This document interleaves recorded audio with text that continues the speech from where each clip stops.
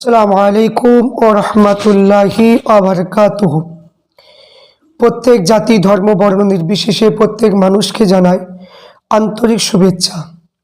আমি কিছু পুরোহিত বা অসীম সরকারকে লক্ষ্য করে বলবো, বা যারা ভিডিও তো তৈরি করছেন মুসলমানদের পবিত্র কোরআন শরীফের উপর, যে পবিত্র কোরআন শরীফের উপর যারা ভিডিও তৈরি করছেন, বিশেষ করে আমি দেখতে পেলাম একজন ব্যক্তি পবিত্র কোরআন শরীফের উপর ইঙ্গিত করে অনেক কিছু কথা বললেন। তা আমি বলবো যে পবিত্র কোরআন শরীফ হচ্ছে মুসলমানের একটা ধর্মগ্রন্থ, যে কোরআন শরীফ হলো আমাদের ঈমান। তো সেই পবিত্র কোরআন শরীফ থেকে আমি আজকে দলিল দেব। কিছু মানুষ বলছে যে মুসলমান নাকি সন্ত্রাসী, মুসলমান মানুষ হত্যা করার কথা কোরআন শরীফে আছে, এবং জেহাদি করে, এই রকম কিছু কথা কিছু হিন্দু ভাইদের মুখ থেকে শুনতে পাওয়া যাচ্ছে। আমি তাদেরকে বলবো, কোরআন শরীফ কোনোদিন মানুষ হত্যা করার অনুমতি দেয়নি। মানুষ হত্যা করা হচ্ছে হারাম। কারণ এখানে একটা ঘটনা বললে আপনারা বুঝতে পারবেন, যে প্রত্যেকেই বুঝতে পারবেন এখানে প্রত্যেকের জন্য তৈরি করা হচ্ছে ভিডিওটা, মুসলমান হিন্দু সকলের জন্য। এখানে হাবিল এবং কাবিলের ঘটনা আপনারা প্রত্যেকেই জানেন, যে কাবিল যখন হাবিলকে নিজের ভাইকে যখন হত্যা করে ফেলল, আল্লাহ পাক রব্বুল আলামিন কাবিলকে কিন্তু আল্লাহ পাক মাফ করেনি। আল্লাহ পাক কাবিলকে জাহান্নামে দেবে। এই ঘটনার পরিপ্রেক্ষিতে আল্লাহ পাক জানিয়েছে, কেউ যদি কোনো মানুষকে হত্যা করে বিনা কারণে, বিনা কারণে, বা কোন আল্লাহ পাক বলছে আমি মানুষকে বানিয়েছি, এবং কোনো মানুষের অধিকার আল্লাহ পাক দেয়নি যে কোনো মানুষকে হত্যা করা। এই জন্য যারা হত্যা করবে তাদেরকে আল্লাহ পাক কাবিলের সঙ্গে জাহান্নামে পাঠিয়ে দেবে। তো এই জন্য আমরা পবিত্র কোরআন শরীফ, ইসলাম সম্পর্কে যারা অনেক রকম বাজে মন্তব্য করছেন, আমি দেখছি অনেকে অনেক রকমের কথা বলছেন, আমি তাদেরকে লক্ষ্য করে বলবো যে আপনারা কোরআন শরীফ না জেনে শুনে, কোরআন শরীফের না জেনে শুনে, না রিসার্চ করে আপনারা উল্টোপাল্টা কথা আপনারা মুসলমানের উপর কলঙ্ক করছেন, এটা আপনাদের হচ্ছে অন্যায়। এটা করা একদমই উচিত হচ্ছে না। কারণ আপনি একজন হিন্দু সম্প্রদায়ের মানুষ, আপনার ধর্ম কিতাব নিয়ে আপনি পড়ছেন, এবং আপনার কোনো ধর্ম কিতাবে কোনো জায়গায় লেখা নেই যে আপনার ধর্মে আছেন বলে অন্য ধর্মের প্রতি কোনো অভিযোগ করা বা অন্য ধর্মের গ্রন্থকে নিয়ে কুরুচিত মন্তব্য করা, এটা কিন্তু আপনার ধর্মগ্রন্থে কোনো জায়গায় লেখা নেই। প্রত্যেকটা ধর্ম একটাই, কি সবাই হিন্দু, মুসলমান, জৈন, খ্রিস্টান সবাই একত্রিত হয়ে বসবাস করব, এবং প্রত্যেকেই একে অপরের প্রতি মহব্বত ভালোবাসা থাকবে।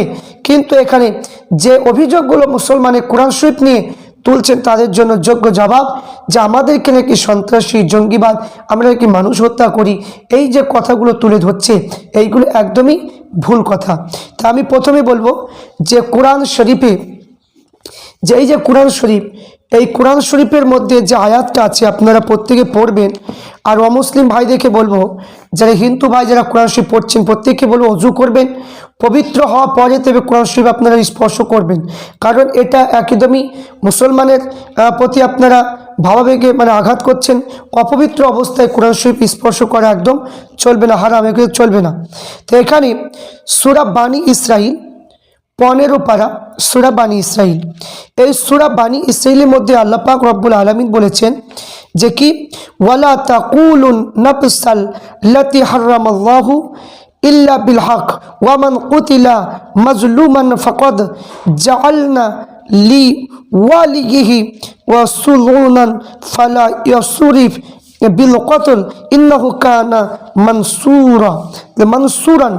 এখানে যে কোরআন শরীফের যে আয়াতগুলো এখানে বলা হয়েছে, যে ওয়ালা তাকুলুন নাফসাল্লাতি হারামাল্লাহু ইল্লা বিল হক, যে এখানে বলেছে যে আল্লাহ যে সবের হত্যা নিষিদ্ধ করেছেন, যথার্থ কারণ ছাড়া তাকে হত্যা করো না।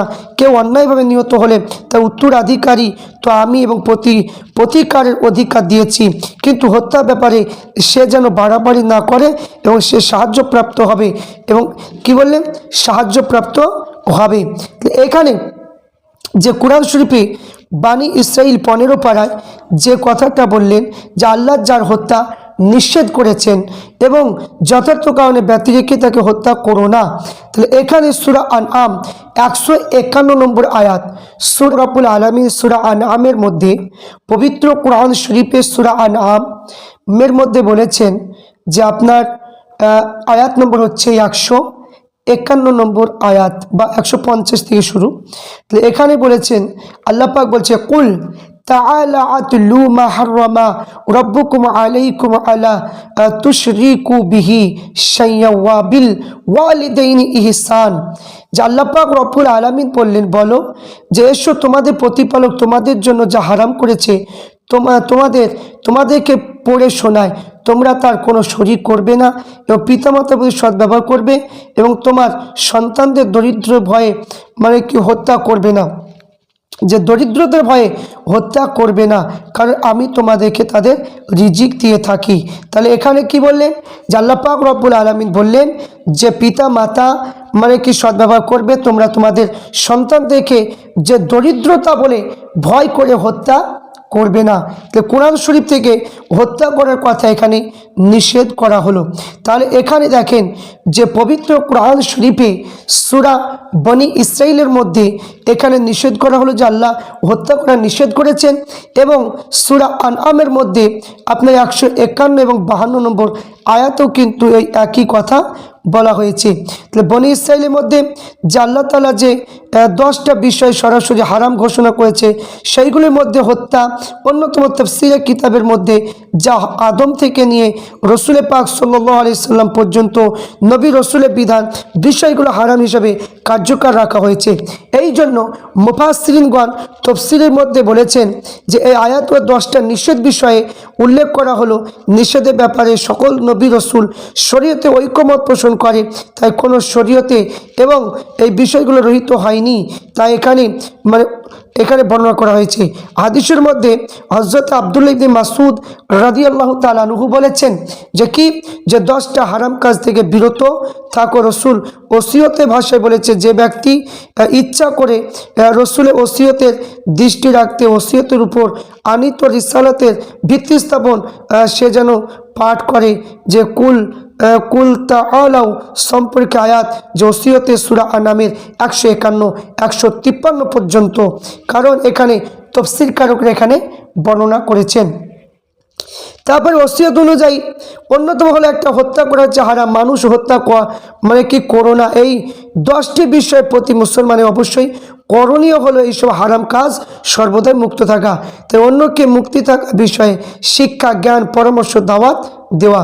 তাই জীবন ও মৃত্যু মালিক আল্লাহ তাআলা কোরআন শরীফে সুস্পষ্টভাবে উল্লেখ করেছে। সূরা হিজর আয়াত নম্বর হচ্ছে 23 এবং বলেছেন, আমি জীবন দিই, আমি মৃত্যু ঘটাই, আমি চূড়ান্ত মালিকানার অধিকারী। সূরা মুলুক আয়াত নম্বর 2 এখানে বলে, যিনি আল্লাহ সৃষ্টি করেছে মৃত্যু জীবন তোমাদের মধ্যে কেউ উত্তম পরীক্ষা করার জন্য। এই আয়াতগুলোর মধ্যে পরিপূর্ণভাবে বলা হয়েছে যে সূরা 3-এর মধ্যে 4 নম্বর আয়াতের মধ্যে এখানে বলা হয়েছে, আমি মানুষের সর্বশেষ সৃষ্টি করেছি, এবং যে বোঝা যায় আল্লাহ তাআলার শিরা সৃষ্টি হত্যা করা সর্বত্রই হারাম। তাই 3টি কারণে মানুষ জীবননাশ করার জন্য আল্লাহ অনুমতি দিয়েছে। আব্দুল্লাহ ইবনে মাসউদ বলেন, হাদিসের মধ্যে বলেছেন যে হে মুসলমান, আল্লাহ মুহাম্মদ রসুলের পক্ষে সাক্ষ্য দেয় রক্ত হালাল নয় 3টি কারণে। হালাল যদি হয় তাই বিবাহ হয়ে ব্যভিচার করা, যদি কেউ অন্যায়ভাবে করে মানুষকে হত্যা করে, যদি সে মুসলিম সম্প্রদায় ত্যাগ করে মুরতাদ হয়ে যায়। বুখারী শরীফ এবং মুসলিম শরীফের মধ্যে হাদিসটা এসেছে। এই 3টি কারণ সংশ্লিষ্ট ব্যক্তি মৃত্যুদণ্ড প্রদান করা হলে ইসলাম আদালতের মাধ্যমে তার বিরুদ্ধে অপরাধ প্রমাণ রায় থাকতে হবে। তাই মুরতাদ ব্যক্তির বিরুদ্ধে মৃত্যুদণ্ড দেওয়ার পর তাকে তওবা করার জন্য নির্ধারিত সময় প্রদান করতে হবে। যদি সে তওবা যদি না করে তার মৃত্যুদণ্ড কার্যকরী হবে না।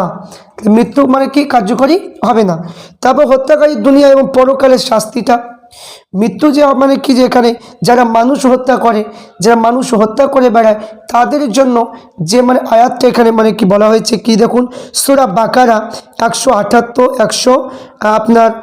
179 নম্বর আয়াতের মধ্যে বলেছেন যে হে মুমিনগণ, যে তোমাদের নিহত ব্যক্তি বদলে কেসাস গ্রহণ করা বিধান দেওয়া হলো। স্বাধীন ব্যক্তি বদলে স্বাধীন ব্যক্তি, কৃতদাসে বদলে কৃতদাসের, নারী বদলে নারী। কিন্তু তাহলে ভাইয়ের পক্ষে কিছু ক্ষমা প্রদর্শন করা হলে বিধি অনুসরণ করা, সত্যতার সাথে তার আদায় করা বিধায়। তাই তোমাদের প্রতিপালকের পক্ষ থেকে তা লাঘব, অনুগ্রহ সীমাবদ্ধ এবং শাস্তি রয়েছে। তাই বোধশক্তি সম্পন্ন ব্যক্তিগণ, কিসাসের মধ্যে তোমাদের জন্য জীবন রয়েছে, তোমরা তা সাবধান হতে পারো। তাহলে এখানে কিসাস বলেছেন, যেখানে কিসাস মানে হলো কি, যে এখানে বলেছে কিসাসের সম্পর্কে যে জাহিলি যুগে হত্যার বিচার ক্ষেত্রে কোনো সমতা ছিল না, তাই রাষ্ট্রীয় সমাজ ব্যবস্থা উচ্চ পদ অধিষ্ঠ হয়েছিল। তাই কোনো হত্যা জড়িত থাকলে তাদের প্রাণদণ্ড হতো না। তারা দাস দাসীকে উপস্থিত করতে নিহত পরিবার তাদের থেকে দাস দাসীকে পছন্দ করে মৃত্যুদণ্ড দেওয়া হতো। তাহলে এখানে দেখুন, কেউ যদি করে মানুষকে যদি হত্যা করে তার জন্য শাস্তির ব্যবস্থা এখানে বলা হয়েছে। সূরা আল ইমরান 22 নম্বর আয়াত এবং সূরা আল ইমরান 21 নম্বর আয়াতে বলেছে, যারা আল্লাহর আয়াতকে অস্বীকার করে, আল্লাহর নবীদের হত্যা করে বা মানুষের মধ্যে যারা ন্যায়পরায়ণ নির্দেশ দেয় তাদের হত্যা করে, তুমি তাদের শাস্তির সংবাদ দাও। এবং সূরা ফুরকানে 63 এবং 73 নম্বর আয়াতের মধ্যে বলেছেন। এখানে বোঝা গেল সূরা নিসা 93 নম্বর আয়াতের মধ্যে বলেছেন। তাহলে কোরআন শরীফ থেকে মানে স্পষ্টভাবে মানে বলা হয়েছে হত্যা করা শুধু হারাম নয়, কারণ হত্যা হলো মানে শাস্তির মৃত্যুদণ্ড। কেউ যদি হত্যা করে পৃথিবী তার তওবা শাস্তি পরিপূর্ণ করে না হলে লাঞ্ছিত অপমানিত জাহান্নামে দীর্ঘ সময় অতিবাহিত করবে। তাহলে এখানে বোঝা গেল কোরআন শরীফের মধ্যে কোনো জায়গায় মানে কি বলা নেই যে মানুষকে হত্যা করো বা মানুষকে হত্যা করে শেষ করে দাও, কারণ আল্লাহ পাক মানুষকে বানিয়েছে, আল্লাহ পাক নিজেই জান নেবে। এই জন্য কোনো মানুষকে হত্যা করার অনুমতি কোরআন শরীফে দেয়নি। কিন্তু যারা আজ কোরআন শরীফের সূরা তওবাকে নিয়ে যারা মানে কি বেশি বাড়াবাড়ি করছেন, এই যে আয়াতটা, এই আয়াতটা নাজিল হয়েছিল সেই সময় আবু জেহেল, উতবা, সাইবা যারা মুশরিক ছিলেন, যারা মূর্তি পূজারী ছিল, তাদের জন্য ইসলাম প্রতিষ্ঠা করার জন্য তাদেরকে চুক্তি করা হয়েছিল, সেই উপলক্ষে এই আয়াতটা নাজিল হয়েছিল। তা আমি বলবো কোরআন শরীফে যত আয়াত আপনারা পড়বেন পড়ুন, কিন্তু পড়লে আপনাদের মানে বুঝতে পারবেন যে কোরআন শরীফ কী জিনিস, আল্লাহ পাকের বাণী। এই কোরআন শরীফের মধ্যে কোনো জায়গায় কেউ দেখাতে পারবে না যে কোনো মানুষকে হত্যা করার কথা অর্ডার দিয়েছে, মানে কি মদ খাওয়ার কথা জায়েজ বলেছে, কি জেনা করার কথা জায়েজ বলেছে, কেউ দেখাতে পারবে না। কারণ এই অটুট মানে সংবিধান পবিত্র কোরআন শরীফ কিন্তু নিষেধ করেছে। পবিত্র কোরআন শরীফ হচ্ছে দলিল, তাই কোরআন শরীফে নিষেধ করেছে। তাই আমি বলবো যে সমস্ত অমুসলিম ভাইরা যারা বলছেন কোরআন শরীফ নিয়ে বাড়াবাড়ি করছেন, আপনাদেরকে বলবো যে আপনারা কোরআন শরীফ না জেনে শুনে, তফসির না পড়ে, কোরআন হাদিস না পড়ে আপনারা এইরকম বিভ্রান্তিমূলক করবেন না, কারণ এগুলো করে আপনাদের কোনো লাভ হবে না। কারণ এখানে মানে একটা বর্তমান সময়ে রাজনীতি নিয়ে মানে মানুষ এখন বিভ্রান্তির মধ্যে ফেলছে। তাই একটু চেষ্টা করবেন যে কোরআন শরীফ নিয়ে বিভ্রান্তিমূলক কথা বললে আপনারা যদি বলেন তাহলে বাহাজে বসুন, আপনারা কতটা মানে কি কতটা শিক্ষিত, আপনার পবিত্র কোরআন নিয়ে বিকৃতি করবেন।